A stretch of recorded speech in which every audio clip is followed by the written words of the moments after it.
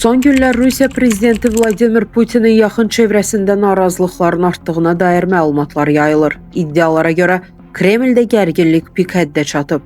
Ukrayna müharibəsindəki uğursuzluqlar, Moskva da daxil olmaqla əksər şəhərlərin intensiv PUA hücumuna məruz qalması, eləcə də Rusiyanın iqtisadi çətinliklərlə üzləşməsi hakimiyyətin yuxarı eşelonlarında və generalitet arasında mərkəzdən qaçma meyillərini, həmçinin Putin əleyhinə əhval-ruhiyyəni gücləndirib.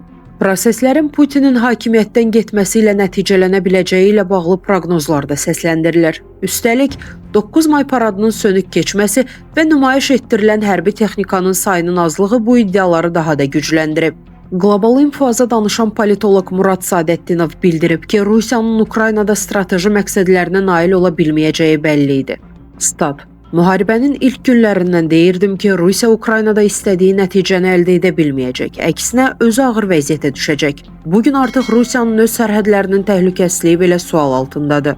Politoloq bildirib ki, hazırda Rusiya iqtisadiyyatında, maliyyə sistemində və xarici ticarətində ciddi itkilər müşahidə olunur. Ukraynanın pilotsuz uçuş aparatları Rusiyanın dərinliklərinə qədər daxil olaraq neft, enerji və hərbi sənaye müəssisələrinə zərbələr endirir. Bu isə öz növbəsində qiymət artımına və əhali arasında narazılığın güclənməsinə səbəb olur. Rusiya cəmiyyəti də artıq bunu görür, anlayır və narazılığını daha açıq şəkildə ifadə edir. Hesab edirəm ki, qarşıdakı dövrdə vəziyyət Rusiyanın özü üçün daha da mürəkkəbləşəcək deyə Murad Sadetdinov deyib. Statın sonu. Yazını tam şəkildə şərh bölümündəki linkdən oxuya bilərsiniz.